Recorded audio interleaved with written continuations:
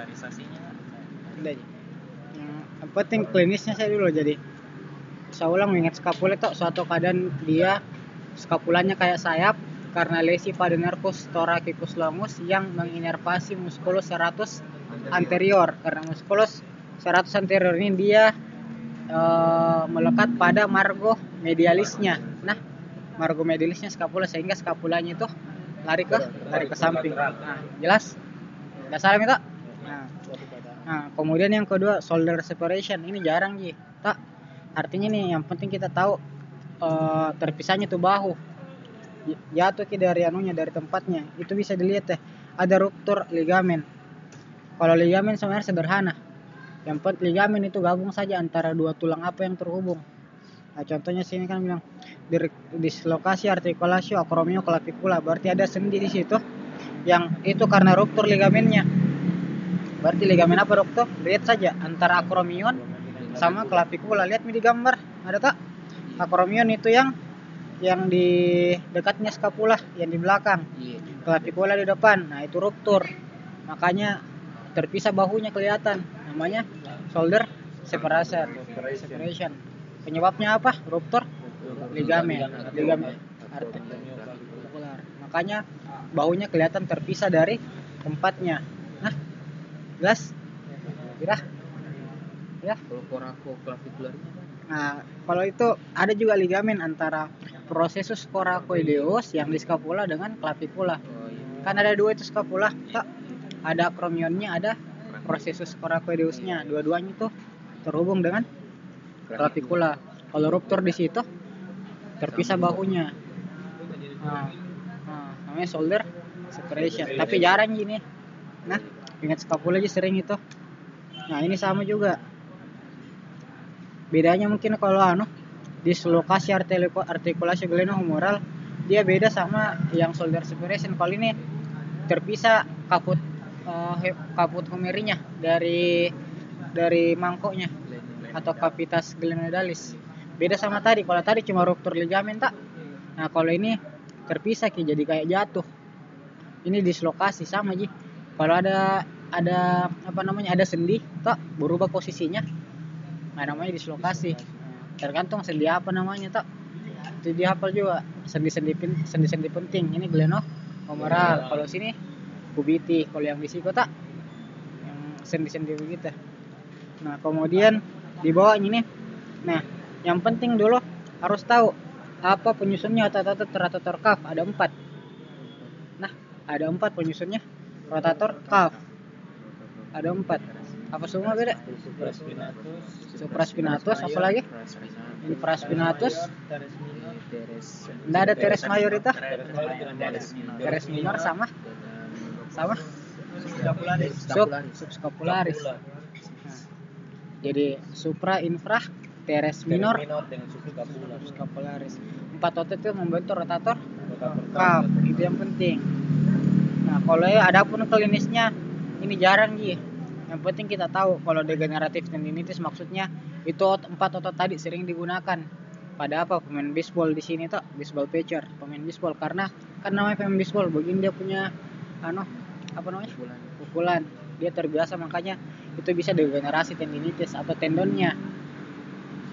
Nah, kalau yang yang dibawanya jarang juga. Ini cuma keadaan klinis ketika dia bergesekan dengan arcus coracoacromial. Jadi ada lingkungan antara coracoideus sama acromial. Tapi jarang gini. Yang penting kita tahu apa penyusunnya rotator cuff sama dua kelainan ini, degeneratif sama impairment. Kalau degeneratif itu karena sering digunakan, kalau impairment itu adanya gesekan dengan suatu arcus. Tak? Kalau misalnya sering digunakan jadi dia mengeras kan? Radang, terkikis. Di sini bilang tendinitis. Maksudnya dia bebannya selalu berlebihan, otot-otot terus itu yang dia pakai. Seperti itu. Dia degenerasi, maksudnya radang kan kalau ada itis artinya itu radang. Nah, tendinitis berarti tendon.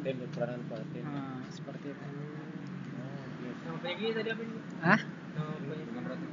Degeneratif tendinitis. tapi jarang gini nah. Yang Poin penting tadi yang dislokasi arteri glomerular nih. nah kalau itu terpisahnya kan banyak itu penyebabnya, bisa trauma apa, yang penting ketika lepas itu kaput humeru dari kavitasnya, nah itu disebut dengan dislokasi. Nah kemudian ini fraktur juga. Fraktur itu ini kan banyak fraktur sini. Nah kalau sama aja intinya, kalau fraktur ditambah saja tulang apa di situ. Nah ini ada fraktur klavikula, ketika fraktur di klavikulanya. Nah, ada juga fraktur di humerus, ada fraktur scapula, scapuloid. Nah tapi ada klinisnya dari fraktur itu. Kalau klavikula klinisnya enggak aja, yang penting kita tahu situ ada fraktur tak. Nah, kemudian fraktur humerus ini yang penting. Kenapa? Karena di humerus itu di situ lewat banyak saraf. Nah ketika fraktur pada bagian humerus yang ditempati lewat saraf, di situ bisa jadi klinis. Tak, misalnya itu humerus, kalau di bagian posteriornya ada sulcus nervus radialis. Jadi nervus radialis itu lewat di posteriornya humerus. Makanya kalau fraktur humerusnya orang corpus humeri, berarti rusak juga nervus radialisnya. Otomatis kalau nervus radialisnya rusak, fungsi apa? Dia tidak bisa apa?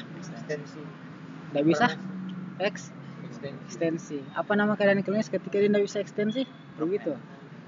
Jadi dia panjang ceritanya. Tak. Jadi fraktur di sini rusak sarafnya, apa keadaan klinis juga begitu.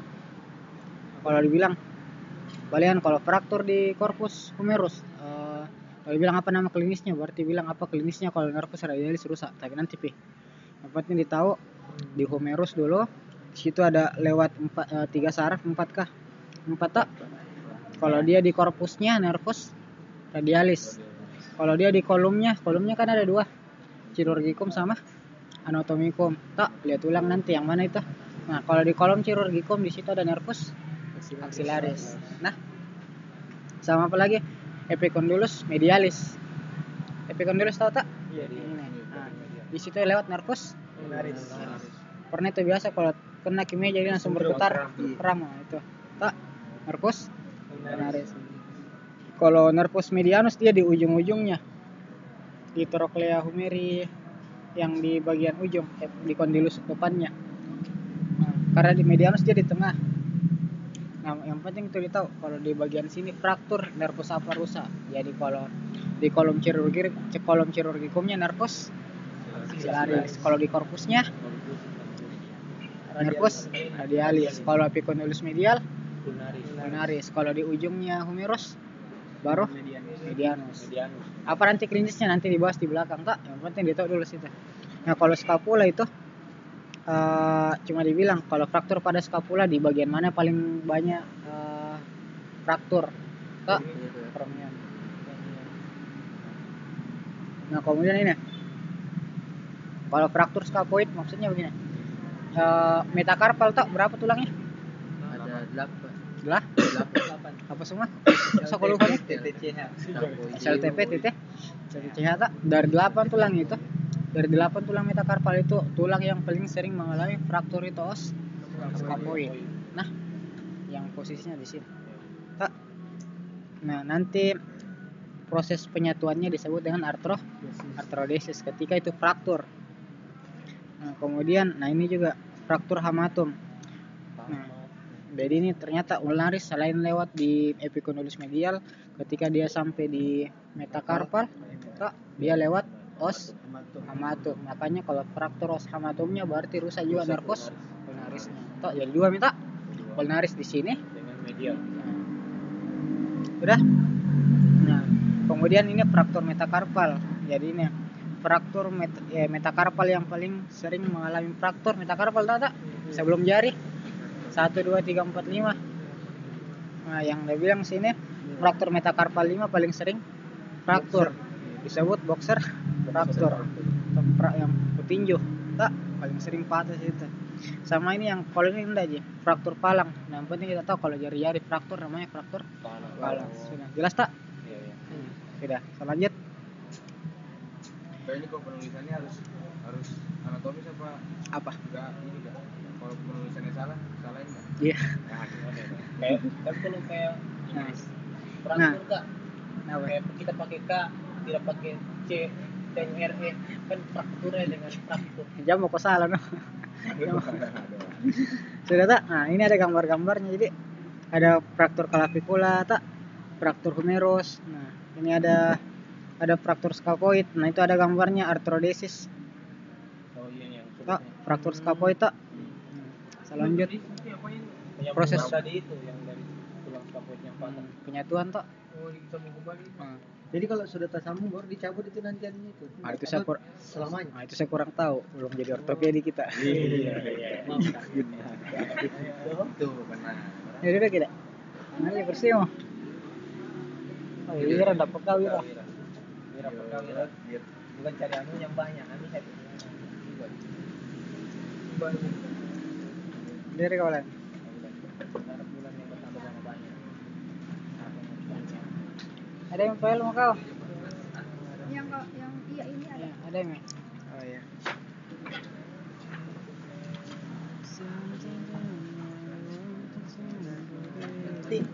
Enggak sih, biasa aja.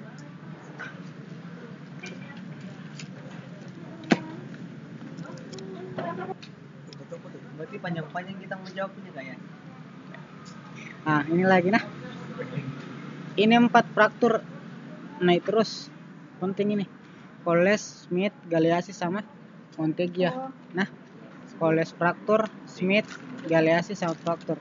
Nah, Coles sama Smith itu berpasangan. Jadi kalau dia Coles dua-duanya fraktur pada distal radius. Tahu radius? Yang radius nah. Sebelah kiri, berarti medial. Nah, dua-duanya. Cuma bedanya cara frakturnya. Kalau dia cara jatuhnya begini, ekstensi, tak? Ekstensi jadi orang jatuh. Tak. Koles. Ini apa? Coles fraktur. Ini Smith. Nah, jadi distal radiusnya dia ke dorsal. Tak. Kalau dia Smith cara jatuhnya begini. Berlawanan. Jadi frakturnya yang distal radius dia ke depan. Bisa. Nah, jadi nama lainnya ada extension fraktur atau flexion fraktur. Yang extension Coles, flexi Smith. Smith, Koles. Nah, kemudian gambarnya bisa dilihat di slide selanjutnya. Ada situ tak? Oh iya. Nah, Oh iya, biar potong. Coles dia ke belakang, Smith dia depan. Nah, sudah itu kita lihat lagi bedanya Galeazzi sama Monteggia. Nah, Kalau ini kita terus. Nah, dua-duanya ini fraktur di korpus. Kalau Galeazzi yang fraktur itu radius, kalau Monteggia korpus ulna. Nah, kalau Galeazzi korpusnya radius, kalau Monteggia korpusnya ulna. Nah, Galeazzi ketika fraktur korpus radius diikuti dengan dislokasi atau perubahan posisi ujung distalnya ulna. Nah, lihat gambarnya. Ada itu Galeazzi kau lihat. Nah, fraktur ke korpus radiusnya. Baru lihat kaput ulnanya dia dislokasi yang dekatnya karpal. Nah, beda sama Monteggia. Kalau Monteggia lihat yang fraktur apa? Yang korpus ulna. Nah, yang kau lihat itu kaput radius yang dekatnya kubiti atau dislokasi kaput radiusnya. Tuh, terdorong kita. Nah, tersorong ke intinya ketika tuh fraktur dia sorong ke lawannya. Tak. Kalau radius fraktur dia sorong ulna. Kalau ulna yang fraktur dia sorong radius. Nah, itu bedanya antara Galeazzi dengan Monteggia. Dia Monteggia atau Monteggia? Monteggia. Kalau nggak salah Kak. Monteggia. Namanya Monteggia. Lupa Kak, nanti saya cek. Nah, ini 4 fraktur yang paling khas rata-rata nah, atau Coles Smith, Galeazzi. Sudah? Galeazzi.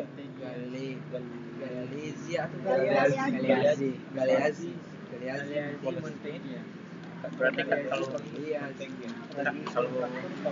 radius fraktur ulna dislokasi. Kalau ulna fraktur radius dislokasi. Nah, Gitu kan. pergeseran. Bergeser kita loh. Kan korpusnya dia baku dekat, tak? Baku desakan ki. Kalau Smith dia Kalau Smith, kalau Coles dia ke arah dorsal kan kak. Kalau Smith dia ke Smith, Coles. Sudah salah enggak? Nah, sekarang ini klinis ketika nervus yang ruptur. Nah, harus kita tahu dulu fungsinya. Kalau nervus radialis fungsinya untuk ekstensi otot ekstensor, ekstensi karpal. Radialis ini kak. Radialis. Kalau medianus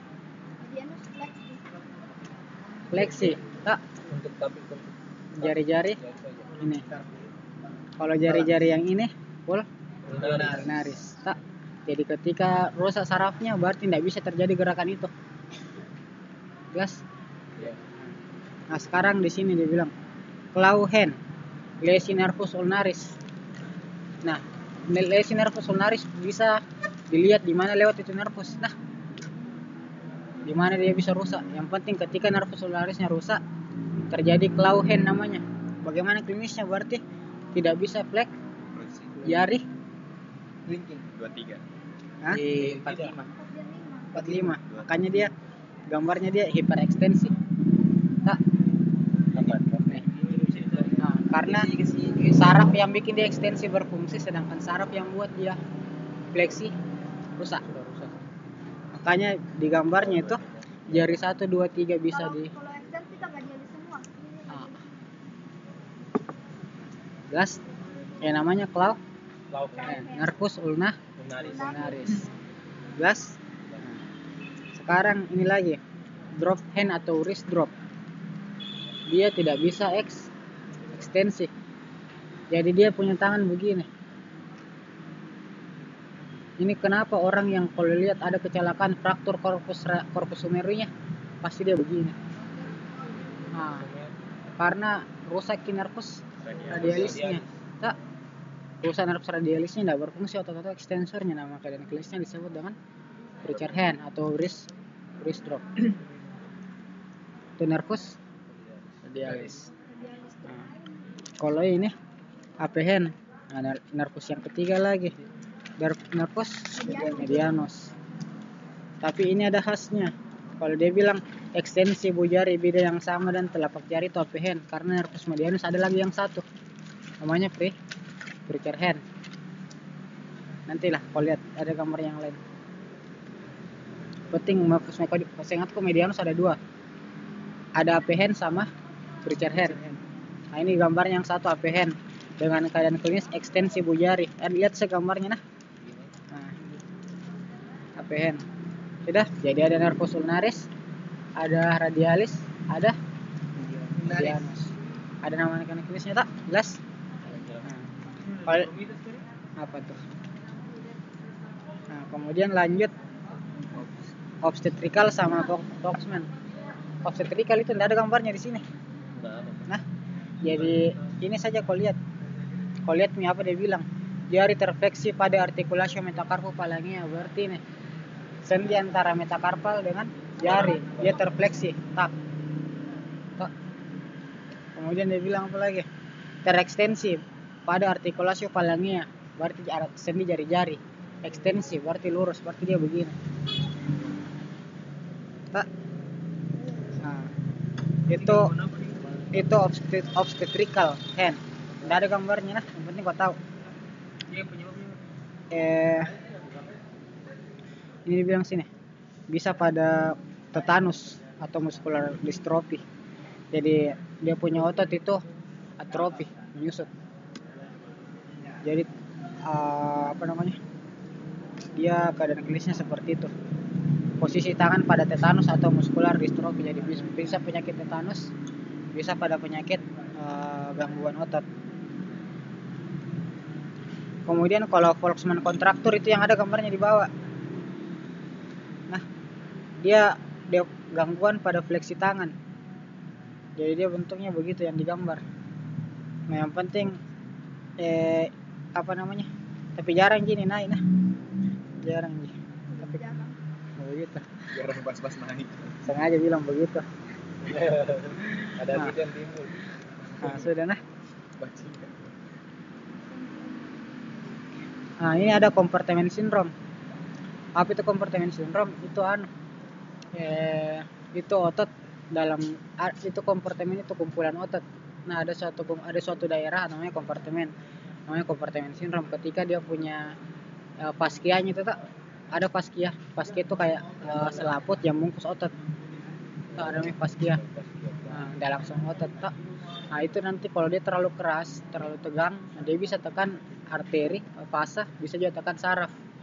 Makanya itu harus di fasciotomi, dipotong supaya hilang tekanannya di otot. Nah, bahayanya itu ketika kompartemen sindrom dia punya penekanan itu bisa bikin nekrosis itu otot karena kan pembuluh darahnya bahkan sarafnya bisa jadi kaku tak. Itu kompartemen sindrom. Nah, ketika itu terjadi secara terus menerus bisa terjadi Tadi Kak, selaputnya. Hah? Keras. Tinggi tekanannya, makanya dia tekan gitu makanya di sini dia bisa iskemi artinya kurang suplai darah ke jaringan, dia bikin nekrosis lagi dari suplai oksigennya tak. Nah, sehingga itu otot memendek, kan mati istilahnya, memendek tak. Ketika otot itu tidak ada oksigennya dia akan memendek. Nah, makanya terjadi fleksi secara terus menerus irreversible. Bisa kalau ikan tidak ada suplai oksigennya itu ke otot, otomatis dia punya otot itu lama kelamaan dia memendek, berarti dia memfleksi atau menarik, makanya dia fleksi terus menerus. Itu kelihatannya gambar ini Volksman kontraktor tak fleksi ke dia. Nah, cuma ini yang berikutnya lateral humeral epicondylitis, yang penting radang ki dia nunya epicondylisnya. Ini pemain tenis elbow gitu ya. Penggunaan otot-otot ini secara berulang dia bisa bikin radang. Sama juga tadi kasusnya kalau pemain baseball tak. Kalau baseball di rotatornya, karena dia kerjanya gini. Kalau di tenis dia lebih main di kubitinya tak. Nah, tenis elbow ini biasa pemain tenis dia. Jadi penggunaan otot-otot ekstensor itu secara terus menerus dia bisa jadi inflamasi. Jadi itu faktor risiko, makanya namanya tenis elbow tak. Boleh kita jawab tenis elbow Kak? Jangan lah, kasih lengkap. Itu cuma lateral humeral epicondylitis. Itu ingat saja. Kalau otot ekstensor origonya di epicondylus lateralis.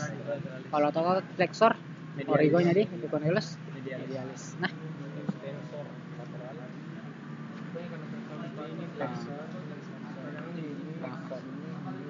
Flexor extensor.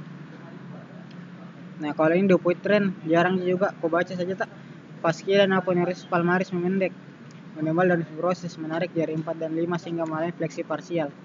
Jadi ada fascianya. Fascia itu salah kata tak, pembungkus otot. Nah, dia memendek, menebal sehingga jadi fibrosis. Nah, dia cari jari 4 5 sehingga mengalami fleksi parsial. Itu jadi penyebabnya adalah fascianya itu. Keadaannya apa? Jari 4 5-nya fleksi secara sebagian tak parsial. Nah, bentuknya keadaan klinisnya namanya Dupuytren's kontraktor. Itu fleksinya terjadi pada jari 4. Dia mirip-mirip Richard. Nanti ya. Nah, ini lagi yang penting nah. Sering sekali kubital, gayan, karpal. Sering sekali nih. Maksudnya begini. Tunnel itu artinya kayak pintu, lubang. Ada satu struktur anatomis dia kayak lubang atau tunnel. Di situ lewat saraf. Konsepnya ketika lubang itu, pintu itu tertutup, dia akan tekan saraf yang lewat di situ. Nah, contohnya kubital tunnel syndrome. Di situ dia lihat ke gambarnya nanti. Nah, itu ada gambarnya tak? Ada kubital, ada karpal, ada gayan tunnel. Nah, kalau di kubital lihat di situ. Jadi nervus ulnaris lewat di kubiti. Nah, ketika pintunya itu tertekan, namanya kubital tunnel syndrome. Jadi tertekan dia punya nervus ulnarisnya. Nah, di bagian sini. Jadi nervus ulnaris dia lewat situ. Jadi kalau terjadi penekanan di situ, kubital tunnel syndrome. Apa gejala? Kram-kram itu berarti kubital tunnel syndrome. Tidak. Ini yang penting kita tahu di situ ada pintunya ulna. Nah, ada pintunya. Dia tertutup keras. Nah, jadi dia tekan itu saraf ulnarisnya. Nah, nanti dilihat kenapa kalau tertekan, berarti fungsi dari nervus ulnaris bisa terganggu. Namanya ini cubital tunnel syndrome. Artinya penekanan pada bagian pintunya di kubiti. Sikota itu yang pertama. Kemudian nervus ulnar lagi, dia lewat di sana, ada lagi di sini namanya gaian tunnel di bagian sini. Dekatnya os hamatum tadi. Udah, namanya itu gaian tunnel. Kalau di situ tertekan, namanya gaian tunnel syndrome. Nervus apa? Nervus ulnaris juga. Nah, jadi cubital tunnel syndrome sama gaian tunnel syndrome. Nah, kalau yang di sini yang paling sering, namanya carpal tunnel syndrome. Apa di situ ada retinaculum musculorum flexorum. Nah, di situ dia punya tekan. Tak, ada situ tak.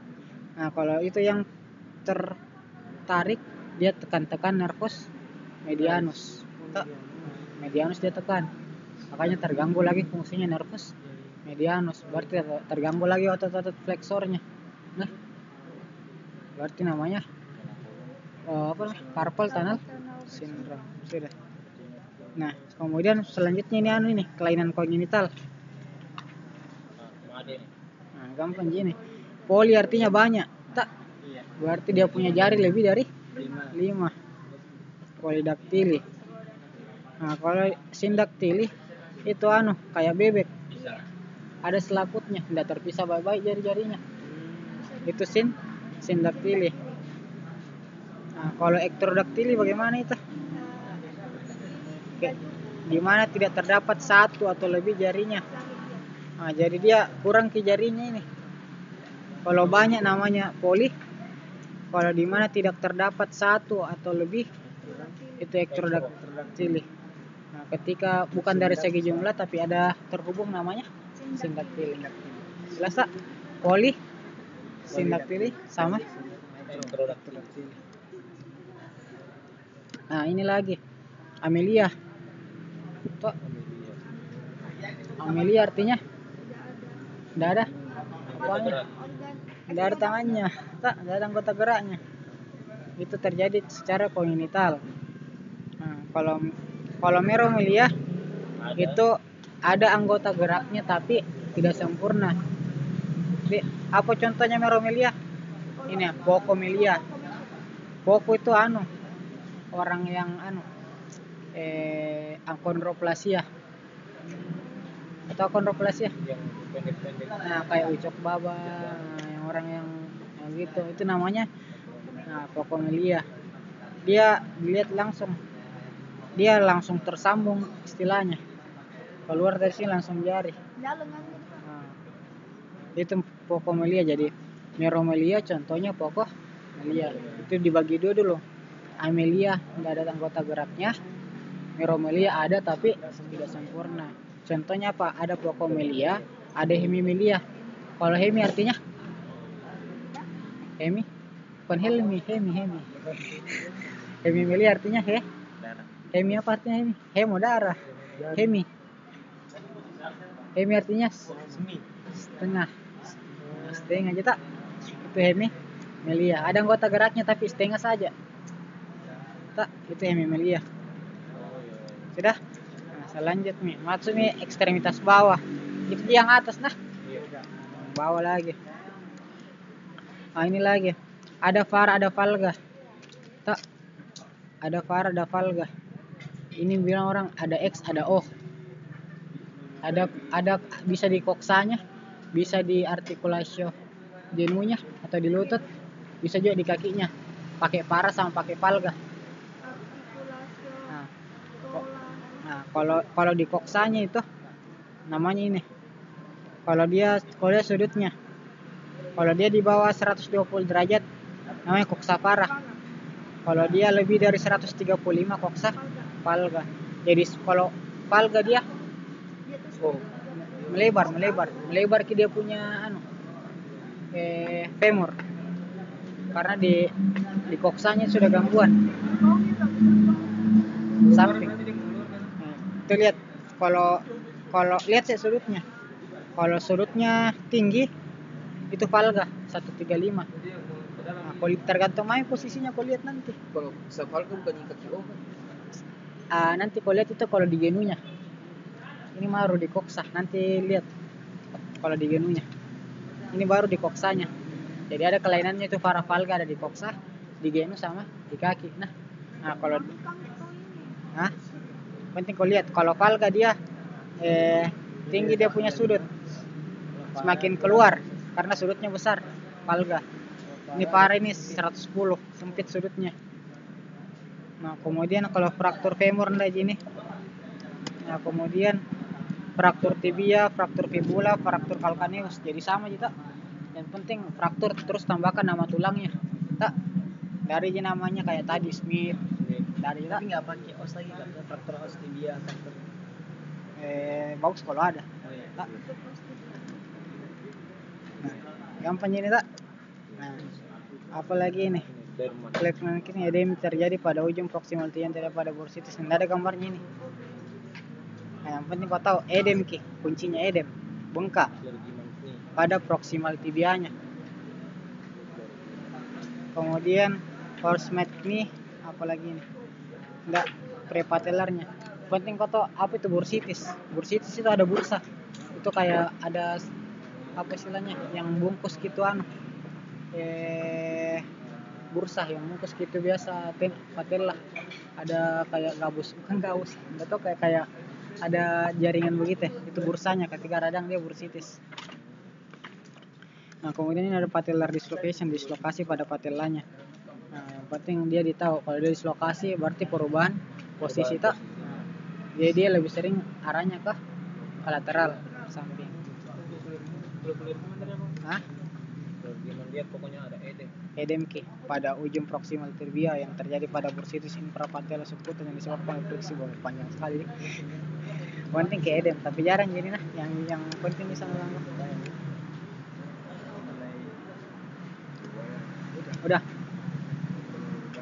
Nah, kalau ini 3 ada artroskopi, aspirasi sama artroplasti. Skop, kalau ada kata skopi kau lihat artinya melihat. Skopi. Ada endoskopi, kolonoskopi, artroskopi apa semua. Skopi artinya melihat, arto artinya sendi, berarti artroskopi melihat sendi gitu.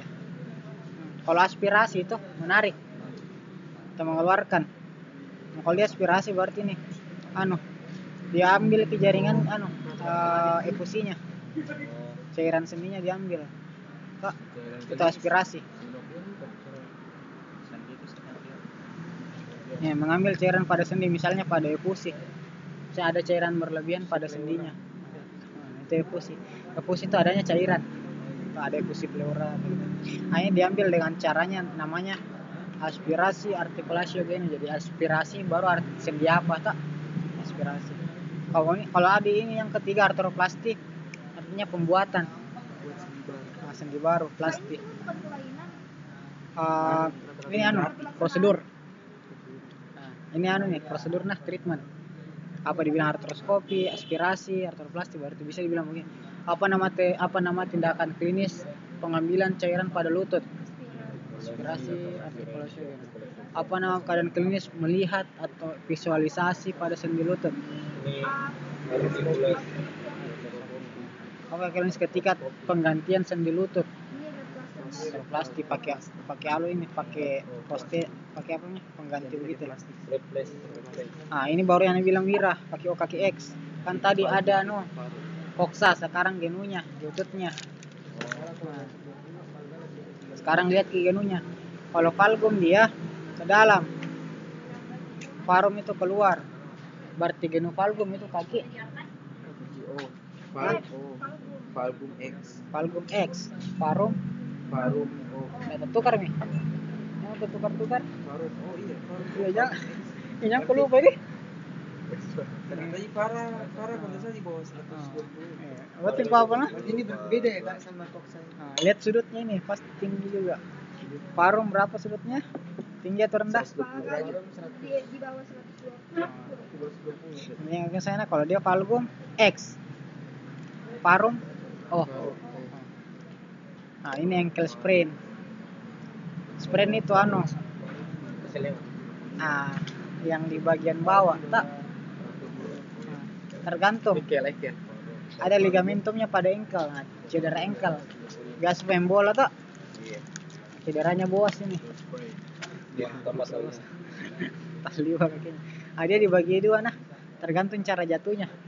Ada eversi sama inversi. Eversi berarti dia keluar. Kalau inversi yang dalam. Nah, kalau eversi sprain berarti cara jatuhnya eversi. Tak. Kalau inversi jatuhnya lihat di situ. Kalau inversi pemain basket. Tak, atau pemain bola rata-rata begitu. Kalau versi pemain apa nih? Basket. Football. American football. Waktu tim di sini deh. Nah, ini angkel jadi angkel sprain. Cedera pada di apa namanya? Di engkelnya. Dibagi dua, eversi sama inversi. Udah. Nah, kemudian ini post fracture. Apa beda ini? Nah, kata kuncinya di sini ruptur ligamen deltoideumnya. Jadi ada ligamentum deltoid di. Ada ligamen ini deltoid enggak? Poin pertanyaan ini.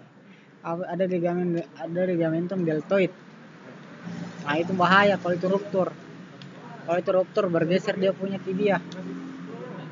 Ya, tibia talusnya. Ada tak talus, tahu talus? Tulang yang di bawah itu. Baru ada calcaneus, baru ada apipolar. Nah, jadi kalau ruptur gitu ligamentum deltoidnya, talusnya dia berubah posisinya ke samping. Nah, ketika berubah posisinya, fraktur diikuti fraktur juga fibulanya. Nah, yang penting itu disebut dengan post fracture. Jadi ada lagi namanya nih. Ada lagi namanya tak? Post fracture. Apa itu? Ruptur ligamentum deltoid sehingga talusnya bergeser ke lateral diikuti dengan fraktur pada os fibula. Os fibulanya begini jadi talusnya ke lateral fraktur pada os fibula. Itu post fracture. Udah?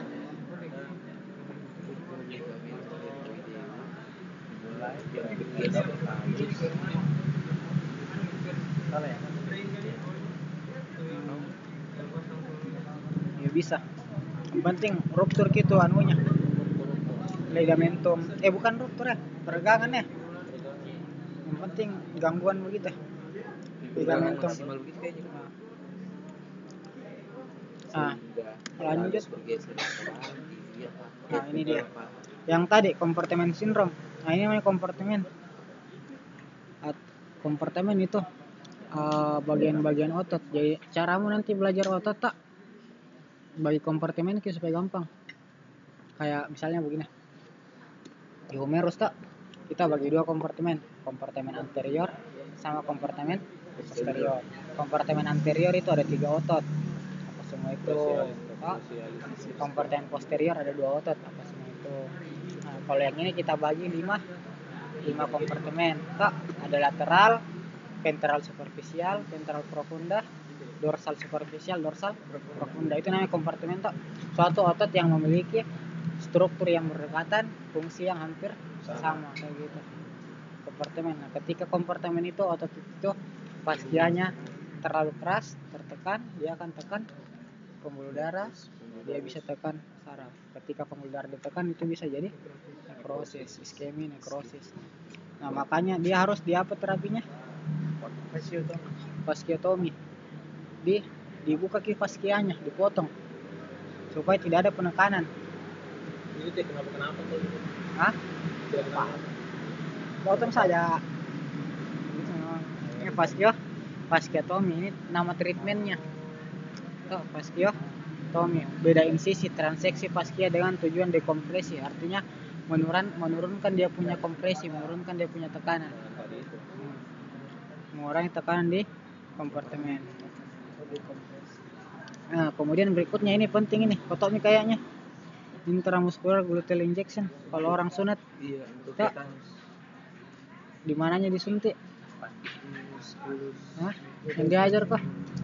Kalau di sebelah mananya?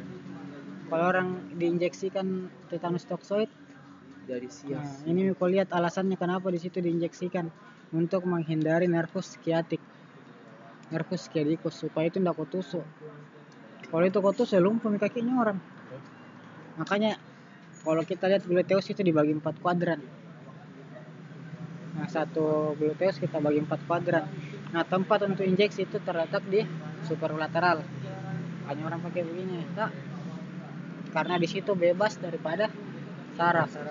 Nah, superolateral, tak? Superolateral. Jadi dibagi 4 kuadran dulu. Nah, nanti tempat injeksinya yang aman itu di superolateral, bagian atas terus samping, terserah mau ke sebelah kiri atau sebelah kanan, yang penting dia superolateral. Kita hindari itu nervus sciaticus atau nervus sciatic. Udah jelas? Superolateral.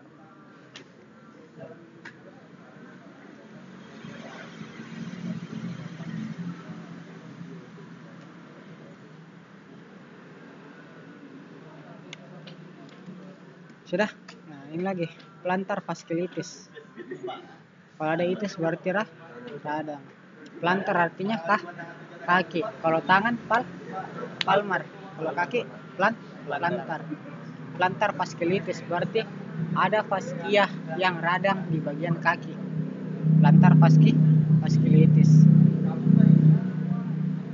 Itu yang penting. Kalau radang di situ nah, plantar fasciitis. Ada lagi pes capus. Pes capus itu arcus longitudinal. Jadi kalau itu kaki kan tidak rata begini. Kalau lihat kaki semua tak, tidak rata itu di bagian medialnya pasti ada cekungannya begini. Tak. Ada keadaan klinis ketika cekungan itu tinggi sekali, ada juga yang rata. Tak. Ketika tinggi sekali namanya pes capus. Jadi cekungannya itu tinggi sekali gini. Ada juga yang datar. Pes planus namanya. Kalau pes capus dia tinggi sekali. Nah, kalau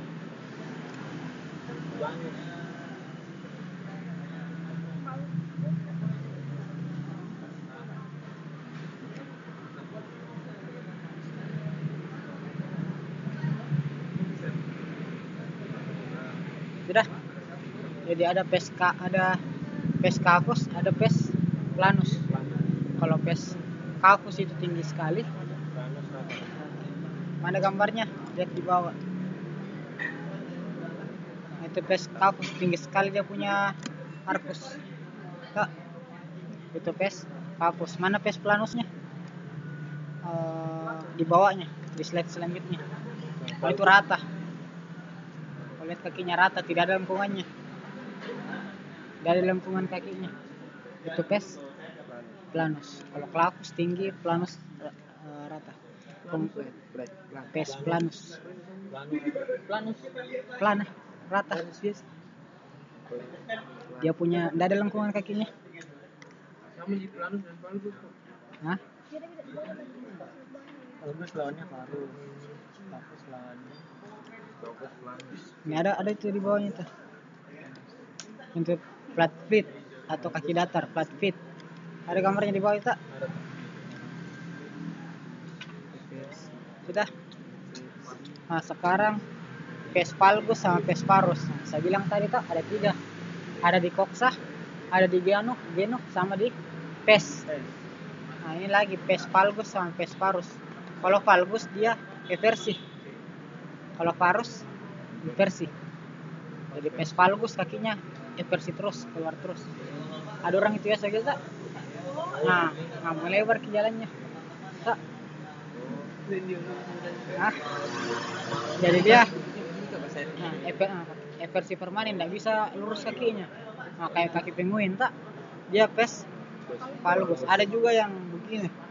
Nah, itu pes parus. Sudah?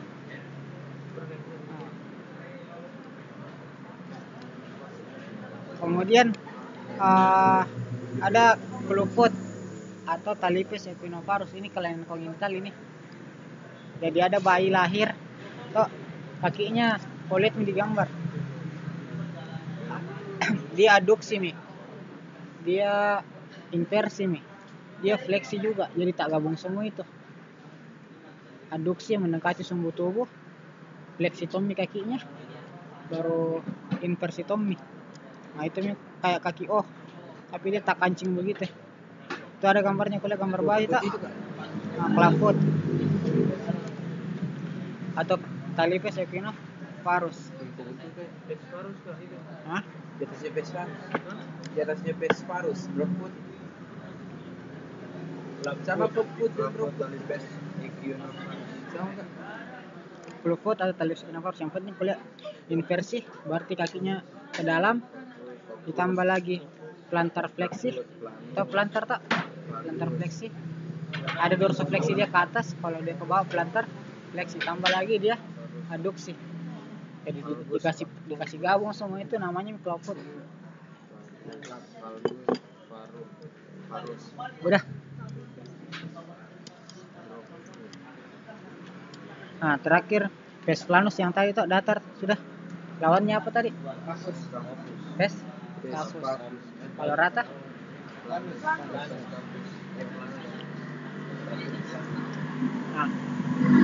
Nah ini lagi. Kan tadi drop hand. Tak. Nah, ini drop foot. Nah. Ini kelumpuhan otot apa itu dia bilang? Kelumpuhan otot anterior betis. Otot anterior apa maksudnya kalau otot anterior? Untuk apa? Galis anterior. Kalau otot anterior dia fungsinya dorsofleksi atau plantar fleksi? Plantar fleksi. Dorsofleksi kan. Gini. Anterior Anterior kan. Anterior kan. dorsofleksi atau plantar fleksi? Dorsofleksi. Nah, caranya kau tekan ototmu yang depan sama belakang, terus bikin dorsofleksi yang mana ada tonusnya. Kau tekan baru lakukan gerakan dorsofleksi. Nah, Oh, iya, yang mana anterior. ototnya kau rasa? Tonusnya di anterior atau di posterior? Anterior. Hah? Anterior. Kau tahu ada yang dorsofleksi ada tonusnya di bagian posterior? Ada. Iya, anterior. Nah, kasih angkat ke atas. Nah, baru tonusnya di mana? Di anterior atau posterior? Anterior. Berarti yang berfungsi otot anterior. Jadi ketika tidak bisa otot anteriornya, itu drop foot, jadi kakinya jatuh. Nah, jadi dia tidak bisa dorsofleksi. Jadi dia plantar fleksi terkunci. Tak jatuh kakinya. Nah itu bisa nervus Peronealis. Tibialis anterior. Nah, bisa nervus tibialis di sini, bisa juga nervus peronealis. Nanti Jack kalau dilihat bisa kasih lihat yang mana nervusnya itu. Penting ketika otot anterior rusak, tak itu namanya drop foot. Tadi juga ada drop hand tak? Drop hand jatuh ke bawah tangannya, paling drop foot jatuh ke bawah kakinya. Nah, sama lagi, ada lagi valgus parah, halux valgus. Halux itu apa? Halux kah? Hah? Ibu jari kaki deh. Kalau ibu jari tangan namanya? Pollex. Pollex tak itu. Itu ibu jari tangan. Nah, kalau ibu jari kaki namanya? Halux. Nah, sama juga valgus parah. Nah, kalau lihat kalau dia halux valgus, lihat gambarnya. Kupinguin lagi kakinya ke lateral ki. Tak, lateral ki dia punya jari kaki. Halux valgus. Nah, sama terakhir ini, apa itu bunion? Bunion itu penunjukan abnormal pada penyakit apa? Osteoartritis. Hah?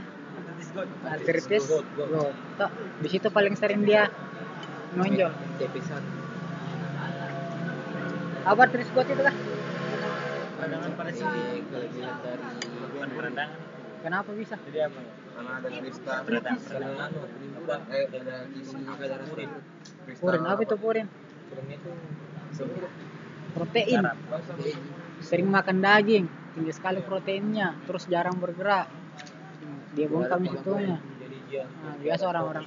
Nah, pokoknya makan yang protein terus. Nah, menumpuk itu proteinnya di metabolisme tidak keluar tapi tertimbun. Nah, diakumulasi menjadi kristal urat. Nah, itu menjadi gout. Namanya bunion. Itu nama tonjolannya. Di mana itu di artikulasi? Kuliah nih. Artikel siapa itu? Metatarso apa? Kepalanya. Sudah. Nah, corak kiri ini kulit sendiri. Ini gangguan ini. Kaki. Kalau lihat saja, hammer tuh, cloud tuh, malet tuh, kalau lihat gambarnya tak? Nah, ini yang tadi. Kalau artritis artinya radang pada sendi. Nah, bedakan ini 3. Ada yang gout, OA sama RA. Kalau gout tuh jelas tadi tempatnya pasti di kaki. Kalau OA biasa di sendi-sendi besar nah. Sendi-sendi besar. Kalau RA sendi-sendi kecil kayak di jari-jari tangan. Oke? OA, RA, gout. Nah. Itu aja kalau yang ekstremitas.